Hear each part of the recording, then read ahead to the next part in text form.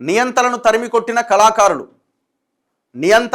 కొట్టిన కళాకారులు అదే కోవకు చెందిన గొప్ప కవి అందశ్రీ. జయ జయ హే గీతంపై గత సర్కారు కుట్ర, కళాకారుల పోరాటం వల్లే రాష్ట్రం వచ్చిందన్న భావన నెలకొంటుందనే గీతాన్ని తొక్కిపెట్టారు. రాష్ట్రంలో దళితుల జనాభా 17% ఉంటే 27% ప్రాతినిధ్యం కల్పించిన ఘనత మా సర్కార్ది. అందశ్రీ సంస్మరణ సభలో ముఖ్యమంత్రి రేవంత్ రెడ్డి ఇక మాట్లాడుతూనే ఉంటారు. ఇక ఏదంటే అది మాట్లాడవచ్చు, ఏముంది. ఇప్పుడు నియంత్రణను కళాకారులు తరిమి కొట్టారు, మరి మీరు ఎలా పరిపాలిస్తున్నారో మీరు చెప్పాలి ప్రజలకి. మీరు కూడా ఆలోచించుకోవాలి. మీరు నియంతలాగా పరిపాలిస్తున్నారా, ప్రజాపాలన అందిస్తున్నారా, మీరు చెప్పిన మార్పు దిశగా పాలన జరుగుతున్నదా? మేము స్కీములు ఇది ఇంప్లిమెంట్ చేయలేదు, అది ఇంప్లిమెంట్ చేయలేదు అని మాట్లాడట్లేదు.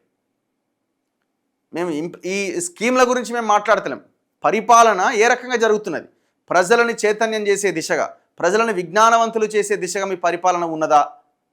మీరు తీసుకున్న పాలసీ డెసిషన్స్ ఏంటి 22-23 నెలలుగా? ఒకసారి అది చెప్పండి. మీరు కళాకారుల గురించి మాట్లాడుతున్నారు.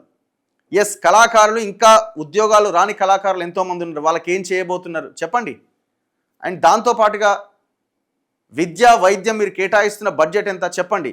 అన్నింటికంటే ముఖ్యంగా తెలంగాణ అమరవీరుల కుటుంబాలకు ఇంతవరకు న్యాయం జరగలేదు. దయచేసి దాని గురించి కూడా మాట్లాడండి. ఉద్యమకారులకు 250 గజాల స్థలం ఇస్తామన్నారు, దాని గురించి కూడా చెప్పండి.